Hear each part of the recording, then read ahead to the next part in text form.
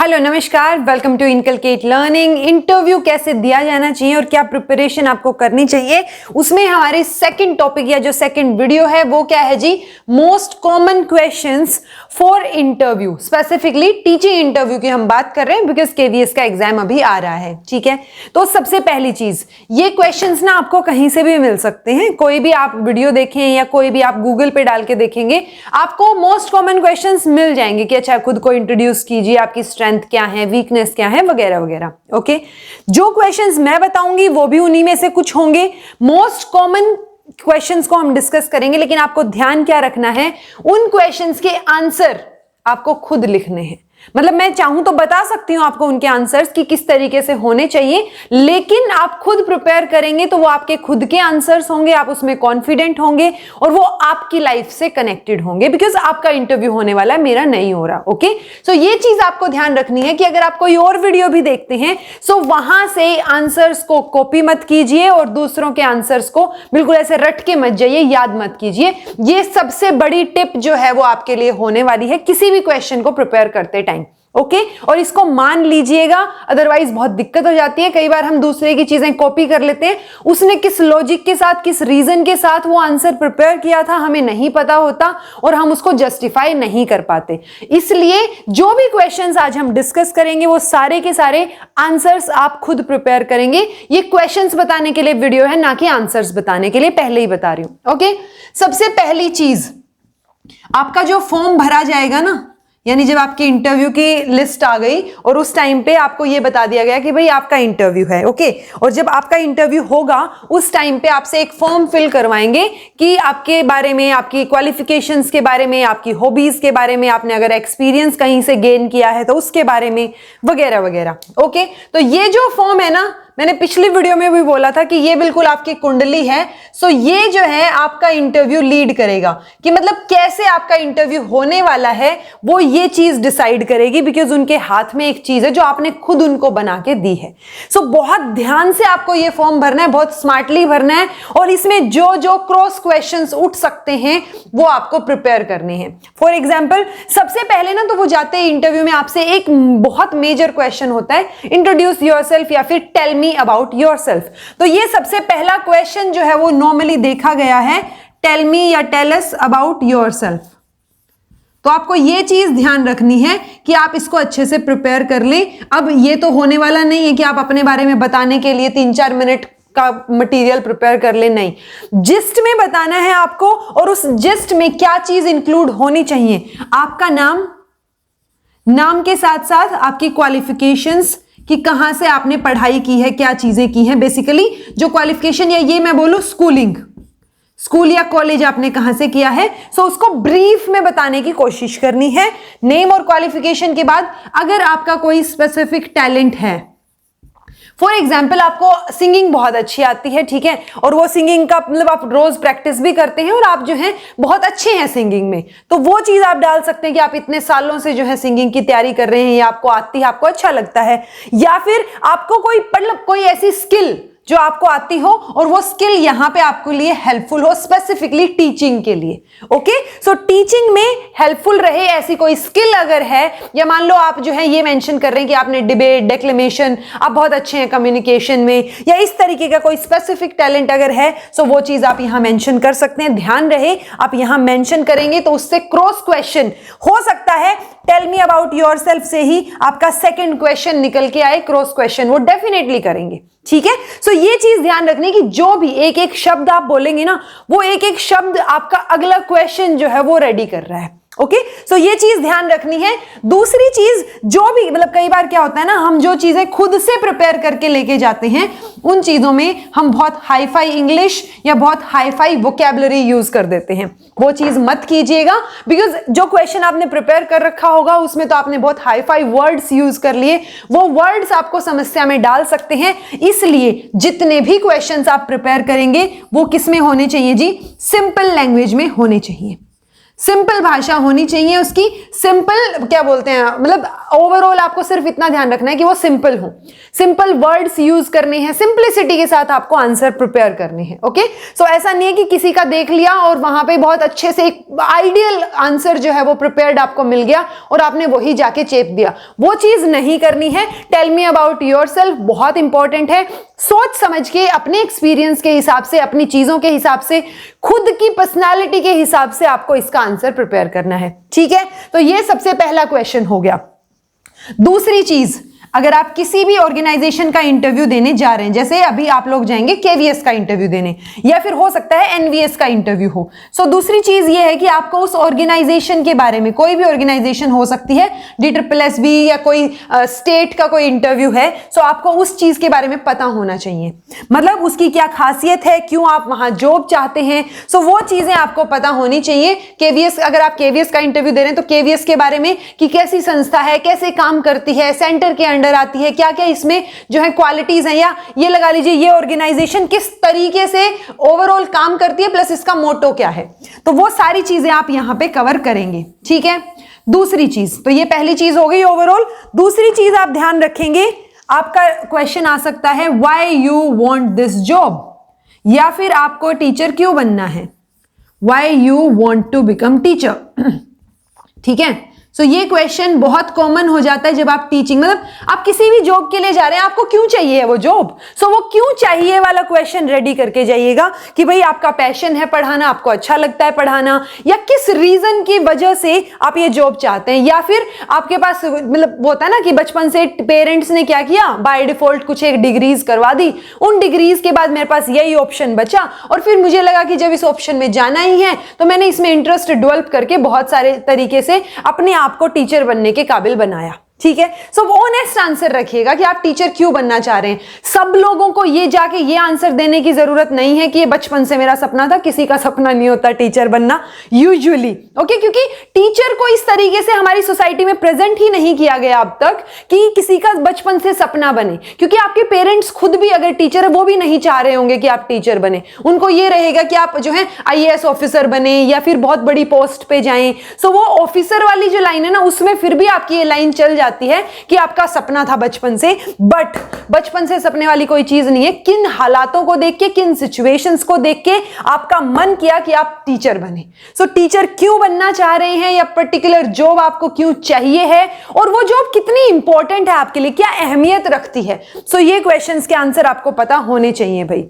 ठीक है, तो सबसे पहले वो टेल मी अबाउट योरसेल्फ या फिर इंट्रोड्यूस योरसेल्फ यहां से शुरू करेंगे, और वो बेसिकली ना आपको कंफर्टेबल करना चाह रहे होते हैं। सो वो कंफर्टनेस के लिए आपको यहां से शुरू करते हैं। ठीक है, ताकि आप उनसे बातचीत करें, या हो सकता है इसके बाद वो आपके पेरेंट्स के बारे में, या आप कहां से हैं, और मान लो आपने बोल दिया कि आप पर्टिकुलर जगह से, मान लो आपने बोला आप आगरा से हैं, सो वहां पे इतने मॉन्यूमेंट्स हैं, तो आपकी जगह के बारे में और उन चीजों के बारे में आपको थोड़ी सी नॉलेज होनी चाहिए, ताकि जब वो आपको कंफर्टेबल करने के लिए चीजें पूछ रहे हो इन जनरल, सो आप अच्छे से बता पाए। ठीक है, सो वो कंफर्टेबल वाले क्वेश्चन होते हैं जो स्टार्टिंग के क्वेश्चंस होते हैं वो।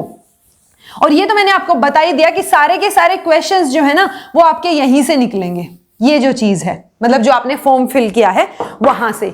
दूसरी चीज जी, नेक्स्ट चीज, थर्ड क्वेश्चन अगर मैं बोलूं तो आपकी स्ट्रेंथ या वीकनेसेस क्या है। ठीक है, तो वो स्ट्रेंथ और वीकनेस आपकी पता होनी चाहिए। वीकनेस का क्वेश्चन जब आप प्रिपेयर करते हैं तो आप इस तरीके से फ्रेम कीजिए कि उस वीकनेस के ऊपर आप काम कर रहे हैं और आपको एटलीस्ट पता है कि आपकी क्या वीकनेस है। ओके, सो ये स्ट्रेंथ और वीकनेस वाली चीज आपको इस तरीके से प्रिपेयर करनी है। जैसे मान लो स्ट्रेंथ है, मैं बोलती हूं कि मेरी स्ट्रेंथ में क्या आ जाएगा कि I am a quick learner, मुझे जल्दी से चीजें समझ आ जाती है। मैं कोई भी टॉपिक है या कोई भी चीज है, अगर मैंने कोई नया टॉपिक, नई चीज देखी है तो मैं उसको पढ़ के जल्दी से समझ लूंगी, तो वो क्या हो गया, क्विक लर्नर। ओके, तो इस तरीके से कुछ एक वर्ड उठाइए। ठीक है, आप एंथुजियास्टिक हैं, वो आपकी स्ट्रेंथ है। आप क्या बोलते हैं, लर्नर हैं, एक तरीके से आप सीखना चाह रहे हैं, सो वो आपकी स्ट्रेंथ होगी। तो पर्टिकुलर वर्ड्स, 2-3 वर्ड्स आपके ऐसे होने चाहिए, या कई बार बोल देते हैं 5 स्ट्रेंथ्स बता दीजिए अपनी, या 5 रीजन बता दीजिए हम आपको ये जॉब क्यों दें। ठीक है, तो उस तरीके के क्वेश्चन में आपको मतलब वो है ना कि वहां पे आप एक्सप्लेनेशन करने नहीं बैठेंगे, तो उस एक्सप्लेनेशन की बजाय आप वर्ड्स ध्यान रखिए कि अच्छा मेरी स्ट्रेंथ्स क्या है, मैं क्विक लर्नर हूं, कॉन्फिडेंट हूं। तो ये आपको टिप्स टिप्स पे पता होनी चाहिए चीजें कि ये है, और उनके लिए आपके पास रीजन होना चाहिए। मतलब आप क्विक लर्नर कैसे हैं, या फिर मतलब एक वो होता है ना लॉजिकल सपोर्ट आपकी हर क्वेश्चन के आंसर पे होनी चाहिए कि अगर उसी पे क्रॉस क्वेश्चन हो गया तो आपके पास एक रीजन हो उसको सपोर्ट करने के लिए।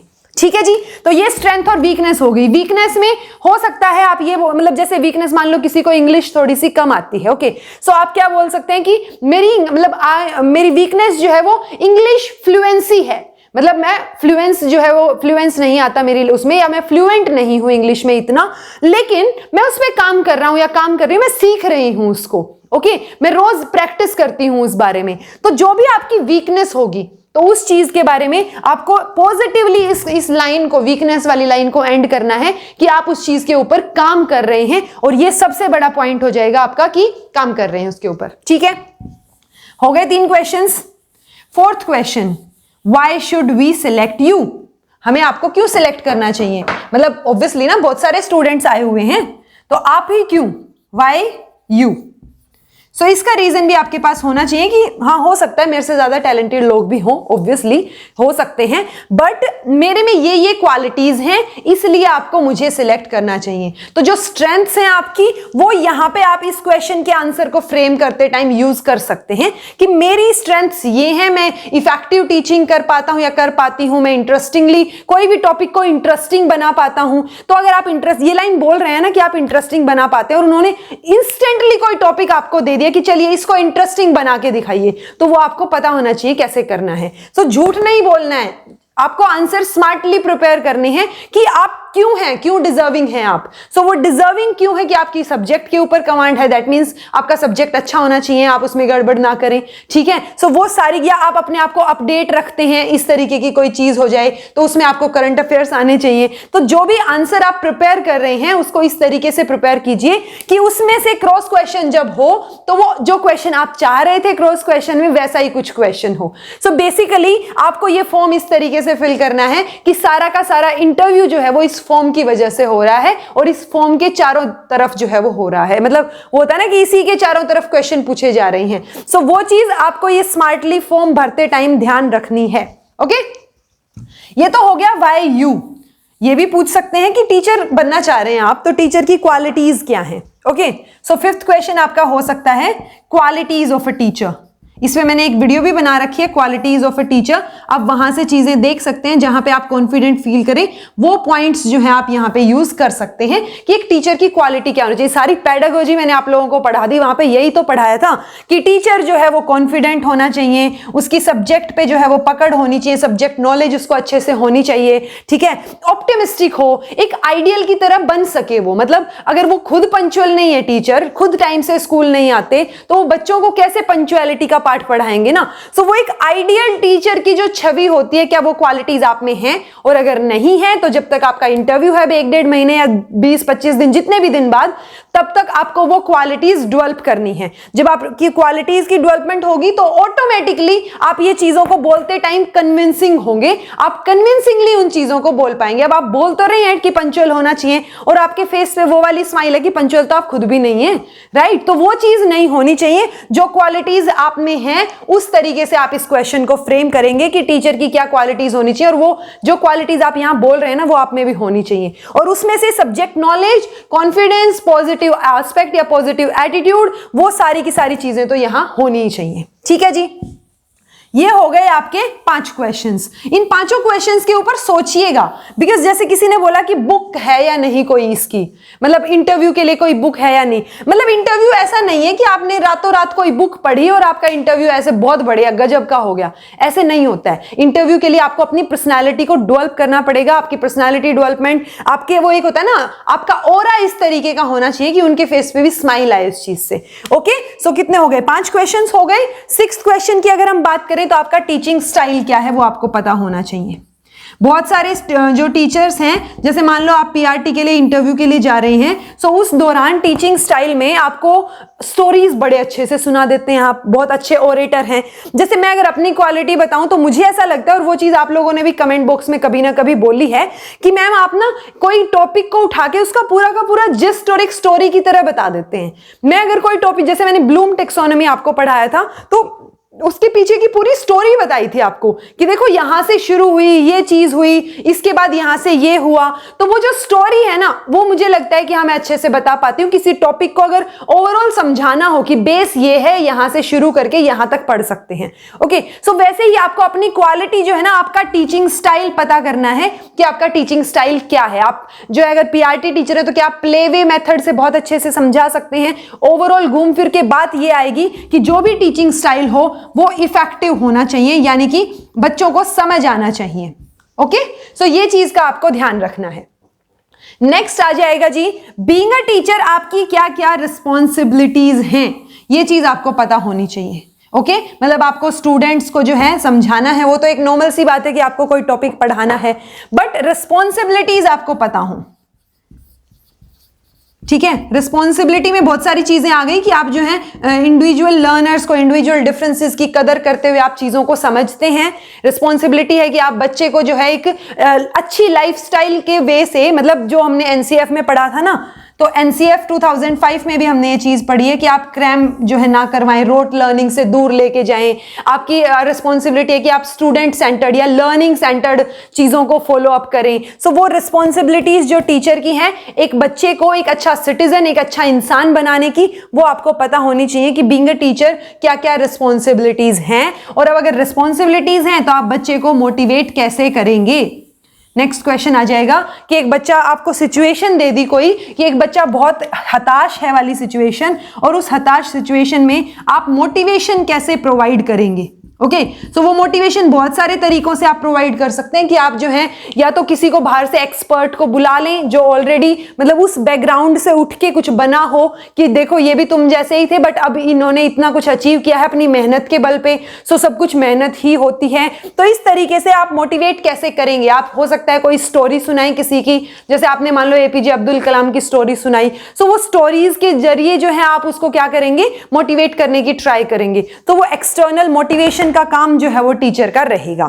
ठीक है, सो ये कुछ क्वेश्चंस थे जी जिनके बारे में आपको पता होना चाहिए। किसी स्टूडेंट ने ये भी पूछा था कि डेमो जब हम देते हैं, सो डेमो देते टाइम जो बुक्स हैं या हमें हार्ट टू हार्ट लर्न करके जानी है चीजें, वहां पे आपको सिर्फ एक आपका जो डॉक्यूमेंट की फाइल है ना, आप वो लेके जाते हैं, उसके अलावा कोई चीज नहीं होती आपके पास। सो ऐसा मत समझिए कि वहां पे आप बुक खोल के डेमो देंगे। डेमो बुक खोल के नहीं होता है। ओके, कोई बुक आपको वहां अवेलेबल नहीं कराई जाएगी, ना ही आपको लेके जानी है। अगर मतलब आपने एक ही तो टॉपिक प्रिपेयर करना है ना, मान लो एक हिंदी का कर लिया, एक इंग्लिश का कर लिया, या फिर आप जिस सब्जेक्ट में हैं आपने उस सब्जेक्ट का टॉपिक प्रिपेयर कर लिया, वो टॉपिक आपके पास बहुत टाइम है उस डेमो के लिए। हार्ट टू हार्ट लर्न होनी चाहिए चीजें कि आपको जो है कि हाँ जी बच्चों बताओ क्या चीज हो रही है, तो उसको ड्रॉ कर रहे हैं, बोल रहे हैं, स्टोरी बता रहे हैं, जो भी करना है वहां करना है। जो बोर्ड के सामने ऑब्वियसली जो बोर्ड मेंबर्स हैं उनके सामने आपको देना होता है डेमो। सो उस दौरान कोई भी बुक आपके पास अवेलेबल नहीं होती, जो भी चीजें आपके यहां होनी चाहिए। तो डेमो आपका यहां प्रिपेयर्ड होना चाहिए, और इसीलिए रट्टाफिकेशन नहीं करनी है कि आप बिल्कुल क्रैम करने लग गए अपने कंटेंट को या जो डेमो दे रहे हैं उसको। मतलब उसकी प्रैक्टिस करेंगे तो वो ऑटोमेटिकली आ जाएंगी। अब मैं जैसे बहुत देर से बोल रही हूं, मुझे अपने पॉइंट्स पता है, मैंने पॉइंट्स लिख के रख लिए कि हाँ मुझे इस क्वेश्चन पे इस टॉपिक पे बात करनी है। ओके, सो अब ये थोड़ी ना है कि मैं सारी की सारी बुक खोल के बैठ जाऊंगी वहां। तो वो पॉइंट्स आपके दिमाग में होने चाहिए, और उस पॉइंट को कैसे एक्सप्लेन करना है वो आपको आना चाहिए। ये ना हो कि उस पॉइंट को एक्सप्लेन करने के लिए भी आपको किसी किताब की जरूरत पड़ रही है। ओके, सो ये कुछ एक क्वेश्चंस थे, मोस्ट कॉमन क्वेश्चंस जो टीचिंग इंटरव्यूज में पूछे जाते हैं। इसके अलावा मैंने एक बार फिर से बता देती हूँ कि सारे के सारे क्वेश्चंस कहीं ना कहीं आपके उस फॉर्म से रिलेटेड होंगे, क्योंकि वो वहीं से शुरू करेंगे। कुछ इंटरेस्टिंग उनको दिखा तो उसी के ऊपर चलेंगे, अदरवाइज आपके सब्जेक्ट पे शिफ्ट हो जाएंगे या एक आधा करंट का क्वेश्चन पूछ लेंगे। सो वो करंट अफेयर भले ही आपने रिटन एग्जाम के दौरान छोड़ दिया था, थोड़ा सा करंट जो है वो पढ़ लीजिए। करंट में ये नहीं कि आपको रट्टे मारने हैं किसी चीज के, आपको नॉलेज होनी चाहिए। जैसे मान लो आप इंटरव्यू देने जा रहे हैं और आपने और टीचिंग का इंटरव्यू है, एनसीएफ 2005 या जो अभी एनसीएफ एफएस आया है, मतलब आप जो है किसका दे रहे हैं इंटरव्यू, पीआरटी का इंटरव्यू दे रहे हैं, और आपको एनसीएफ एफएस के बारे में नहीं पता। तो ये तो गलत है ना।